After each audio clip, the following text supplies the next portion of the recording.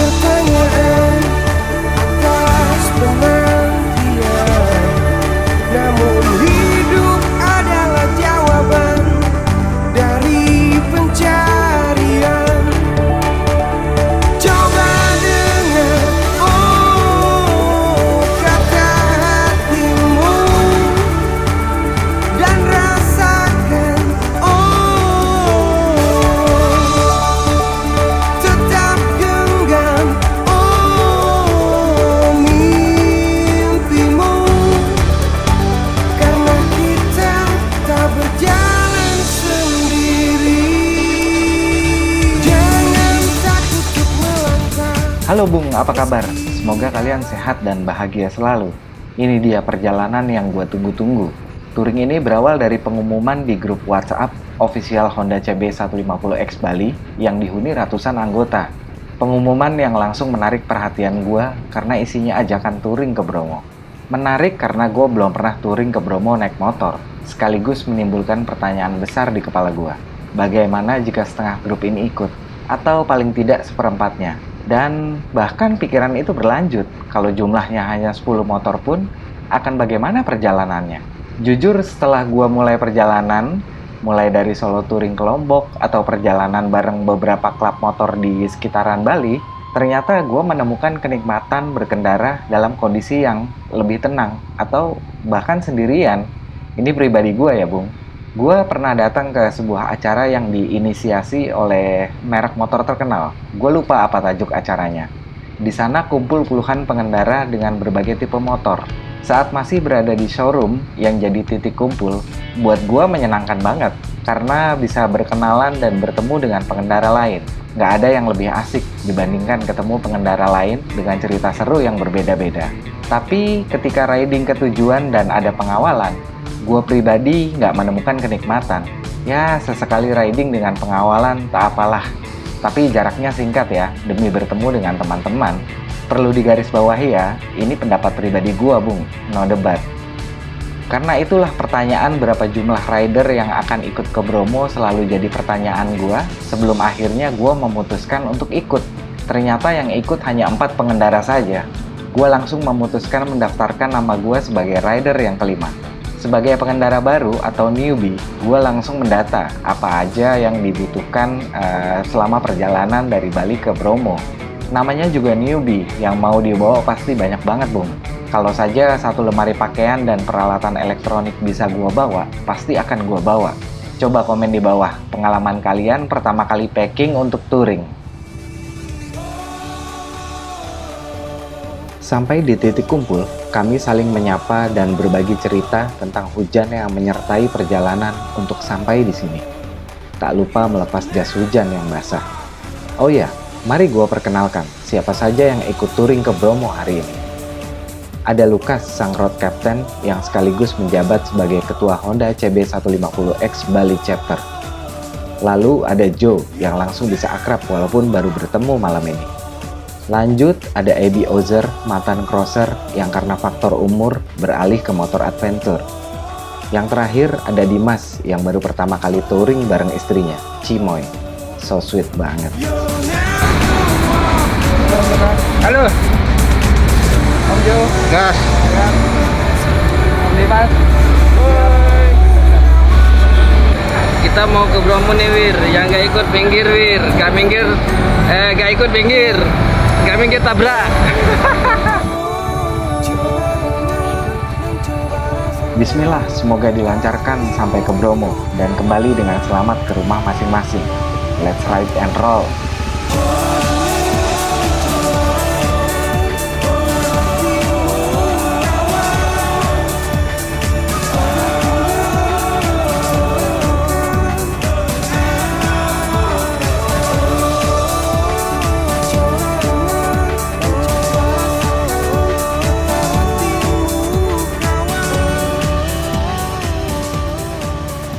Wah, ternyata riding dengan small group ini menyenangkan juga.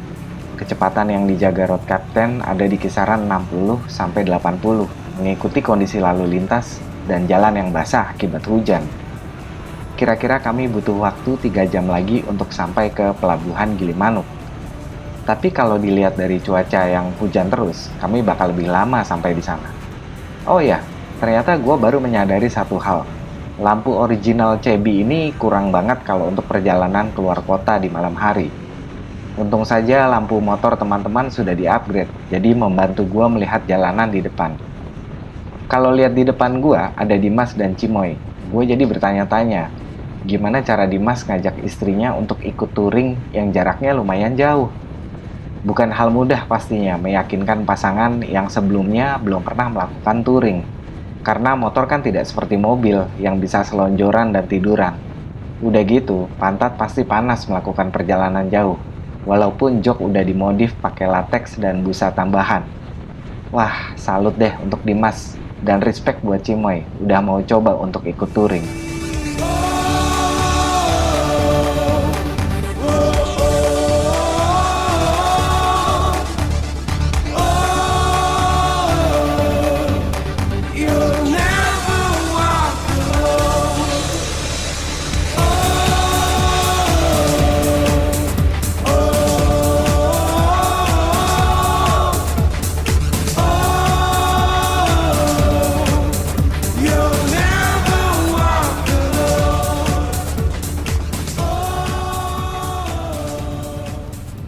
Kami membeli tiket di salah satu loket di luar pelabuhan seharga 35.000 tadi, Bung. Untuk selanjutnya masuk ke pelabuhan. Gila, gue nggak nyangka pelabuhan masih sepadat ini, padahal udah tengah malam.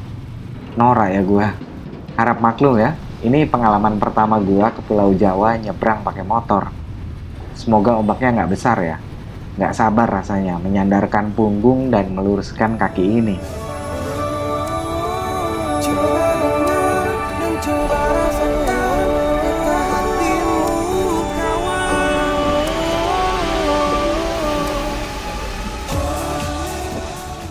Setelah membereskan motor dan membawa barang ke atas kapal, kami bergegas mencari tempat ternyaman untuk bisa rebahan.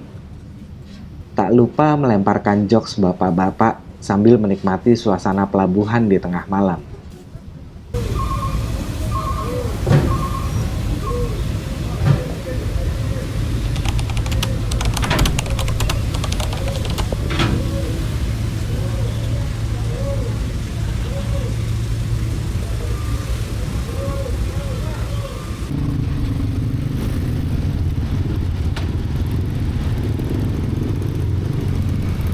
Alhamdulillah sampai juga di Pelabuhan Ketapang, Banyuwangi. Kalau cerita Ebi sih ombaknya lumayan besar tadi. Saking capeknya gua ketiduran, jadi nggak ngerasain. Lumayan lah bisa ngecas badan sebentar sebelum melewati jalur baluran yang pasti menguras energi dan wajib fokus karena gelap dan licin akibat hujan.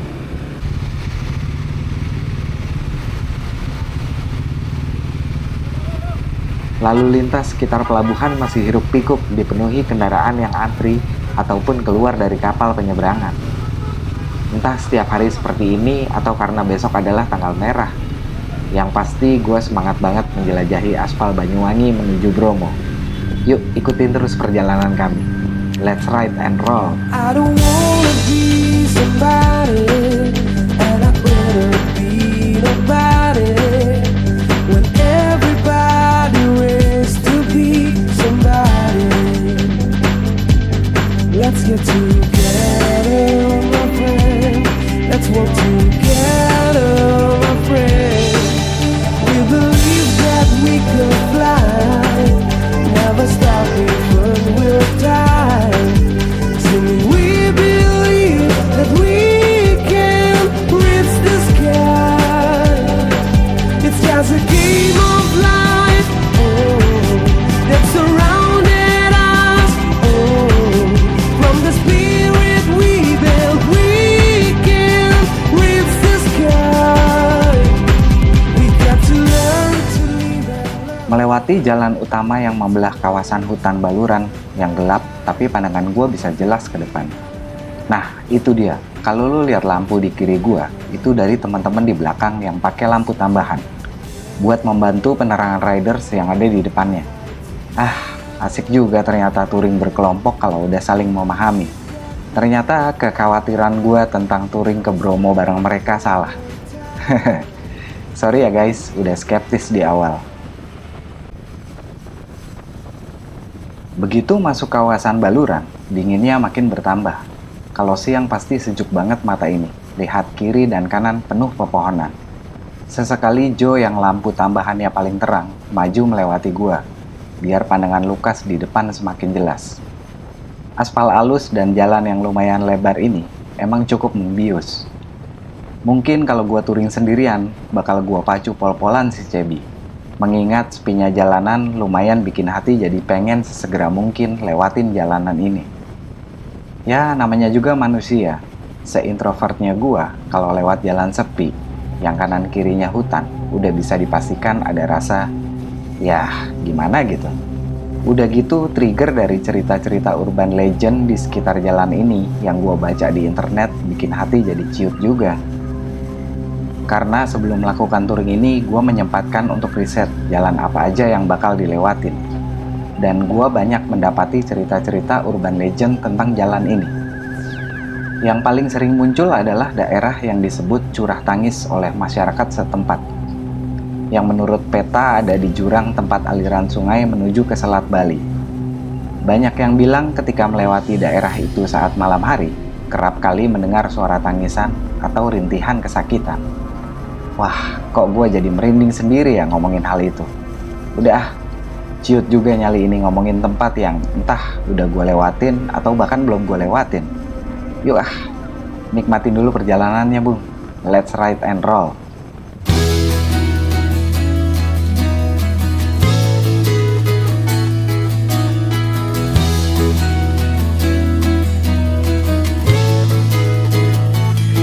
Dan damailah kau di sana, di pelukannya Sang Pencipta. Ku kan selalu berdoa untukmu adinda tercinta.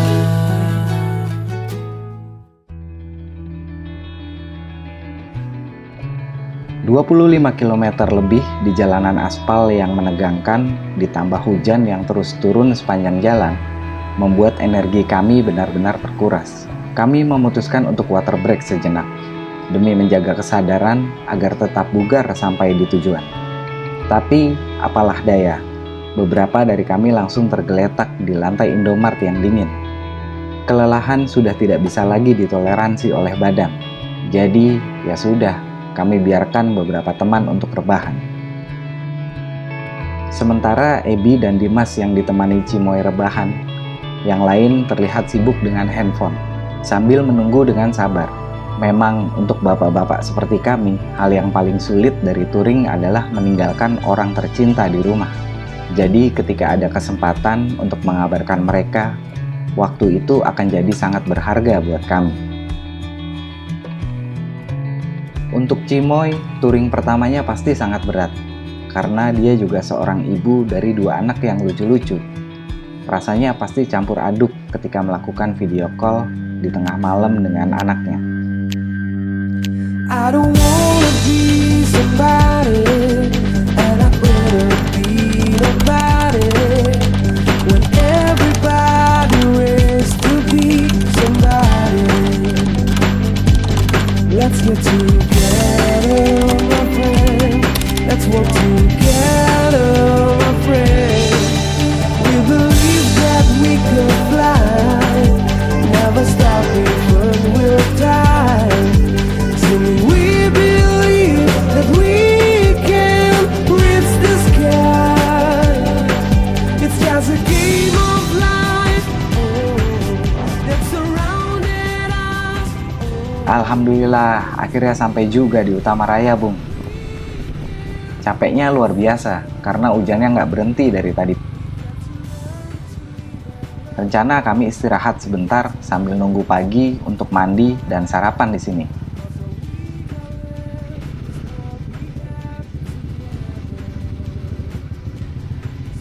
Gue istirahat dulu ya, Bung.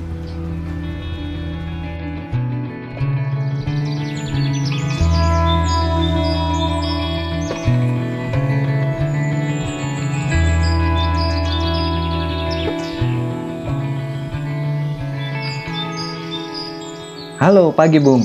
Lumayan udah bisa tidur nih gua, walaupun nggak lama. Gua bangun paling duluan, yang lain masih tidur terlelap. Laparnya udah nggak bisa gua tahan sih. Dari semalam belum kena nasi. Gokil, ASEAN Indonesian kultur banget ya Bung. Nggak apa-apalah bangun pagi sambil ngecek motor dan bawaannya, apakah masih aman dan lengkap semua.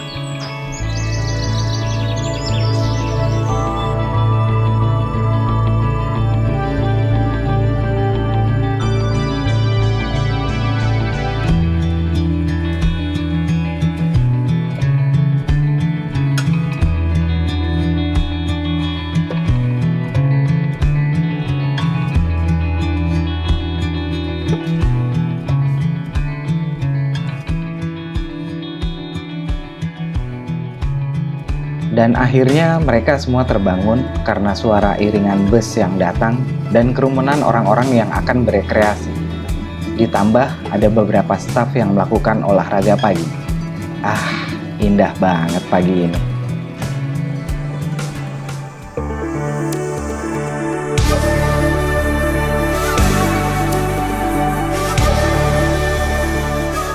Selesai mandi, sarapan adalah sebuah kewajiban sebelum melanjutkan perjalanan. Mari makan, Bu.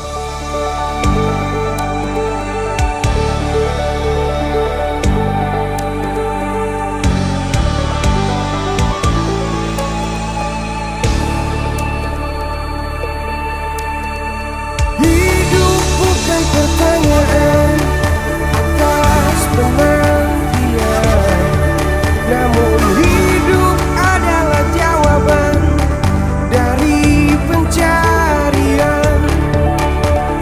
Coba dengar kata hatimu dan rasakan tetap genggam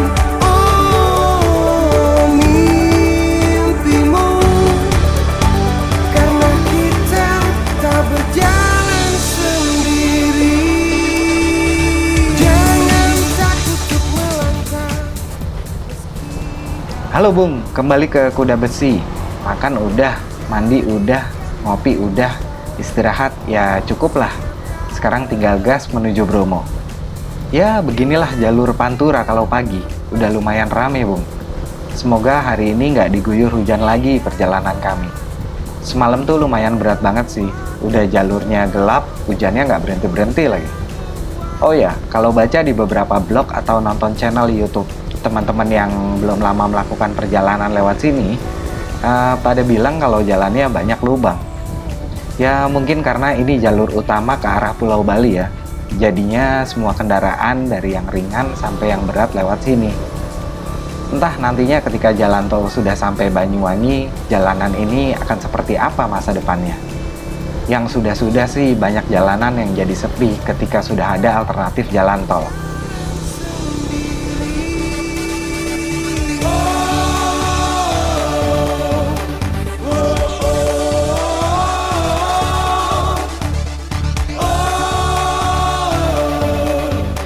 You'll never walk alone.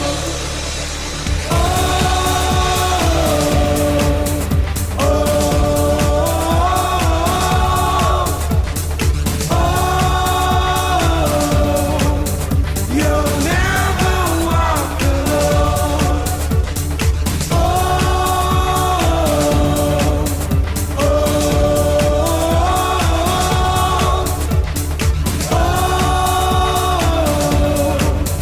You'll never walk alone.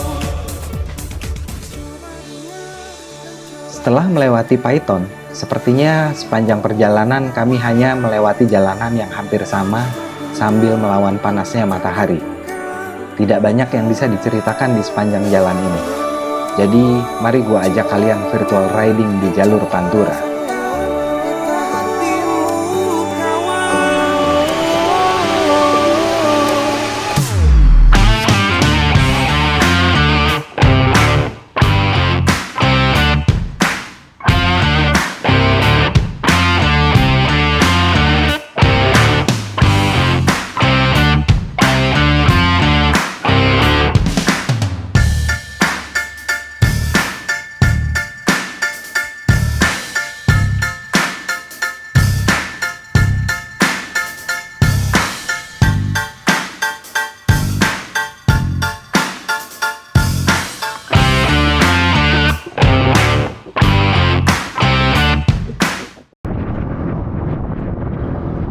Wah, kayaknya belum lama ngerasain jas hujan kering, sekarang harus kembali basah, Bung.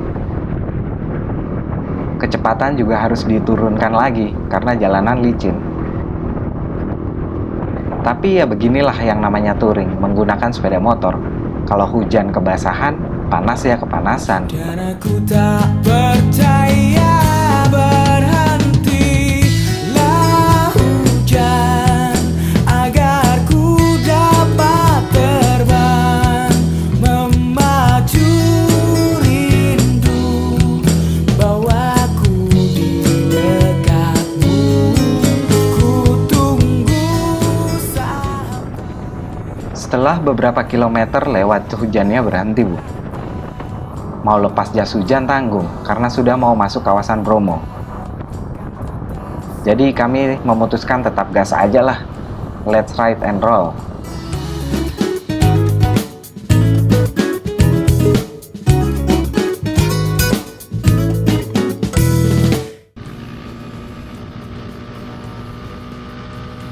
Asik, jalanannya mulai menarik nih, Bung. Nanjak terus dan banyak tikungan. Sekelilingnya pepohonan rimbun. Ini dia yang dicari para petualang yang naik motor. Menikmati perjalanan dengan view kayak gini. Oh ya, sebelum masuk ke kawasan Bromo, kami sudah daftar online ya, Bung. Kebetulan Lukas sudah sering banget ke Bromo, jadi dia yang ngurus semuanya. Kalau ngomongin digitalisasi, sepertinya emang sekarang ini kebanyakan tempat wisata udah melakukan digitalisasi ya, Bung. Tempat kayak Bromo Tengger, lalu Kawah Ijen, dan beberapa lagi udah menerapkan booking online. Gua pribadi sih sangat setuju sekali dengan hal ini. Selain mempermudah kita sebagai wisatawan, digitalisasi tiket online juga bisa menghapus calo-calo atau pungutan liar di kawasan wisata. Beberapa kali ya, gue pernah baca curhatan atau aduan netizen tentang pungutan liar di tempat wisata. Nggak asik juga kan kalau hanya karena segelintir oknum, masyarakat sekitar, atau bahkan pengelolanya yang kena sasaran di blacklist netizen gitu. Ku tak bisa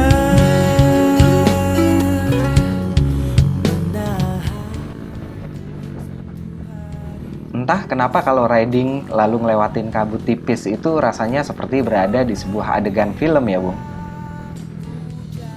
Makin dekat ke Kawah Bromo, tanjakannya bikin si Cebi makin bergetar. Dan lu tahu nggak, kalau mesin 150 cc ini udah bergetar, getarannya tuh sampai ke selangkangan gitu, Bung. Gue yakin yang di dalam ciut banget nih.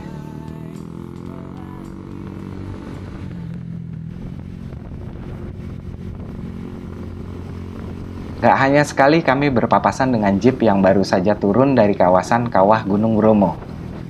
Bisa dipastikan jeep-jeep ini habis mengejar sunrise di Bromo. Ngomongin mengejar sunrise, gue pernah punya pengalaman unik saat mengejar matahari terbit di Kintamani. Rencana mengejar matahari terbit di tempat yang sepi. Ternyata kayak pasar, saking banyaknya mobil dan orang. Lucu juga sih, sampai atas kecele karena rame. Tapi beruntungnya saat itu perginya rame-rame, jadi tetap seru penuh canda. Wah, ini pemandangannya sayang kalau dilewatin sambil ngomong. Mari dinikmati saja, Bu. dance for the moonlight goes into the bright side. Look out for the stars to lead us the way. Can you carry me away?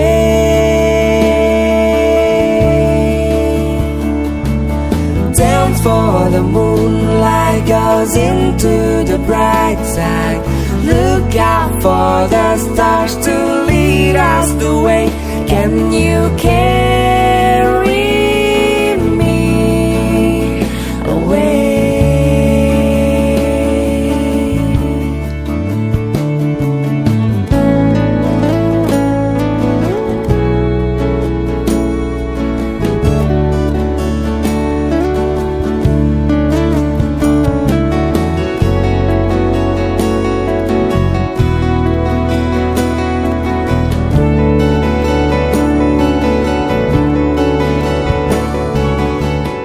Sampai di loket kawasan Kawah Bromo, lega rasanya bisa melewati jalan yang terus menanjak sedari tadi.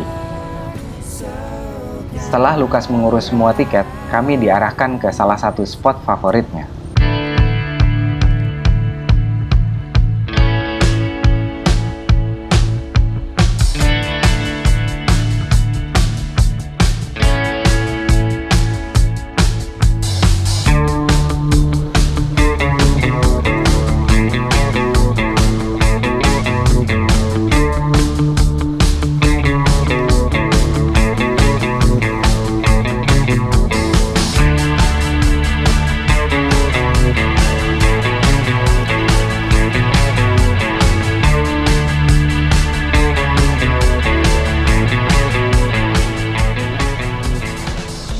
Entah ini bakal dibawa kemana sama Lukas. Gua dan yang lainnya ikut aja. Katanya sih view-nya bagus banget. Gua sih percaya ya, karena dia udah sangat sering kesini. Menurut teman-teman di CB150X Bali, terkadang bisa 2 kali dalam sebulan dia kesini. Dan yang menakjubkan, kalau dia solo touring adalah dia nge-camp. Salutlah untuk Lukas. Nah ini dia, mulai ketemu jalur yang berbatu dan sedikit off-road. Akhirnya si Cebi ngerasain jalan di habitat yang seharusnya nih.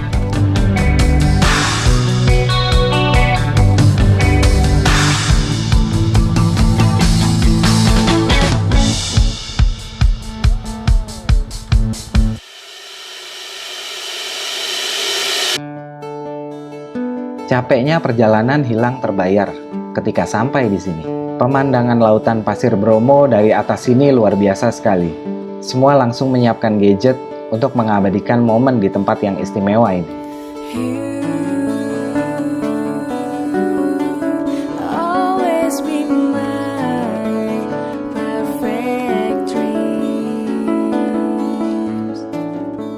Selesai di spot pertama, selanjutnya yang kami cari adalah makan siang.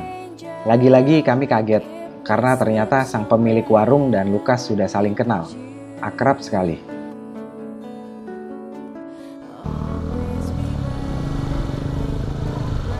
Nah, ini dia salah satu momen yang paling gue tunggu dalam touring kali ini. Ya, kita akan turun ke lautan pasir Bromo. Tadi sempat dikasih advice sama Lukas, kalau jatuh ya jatuhin aja, jangan ditahan. Karena pasir, nggak akan sakit atau lecet katanya. Apalagi gue dan Joe masih menggunakan ban bawaan pabrik yang peruntukannya untuk aspal halus. Mari kita nikmati, berseluncur di lautan pasir, seperti anak kecil. Let's ride and roll.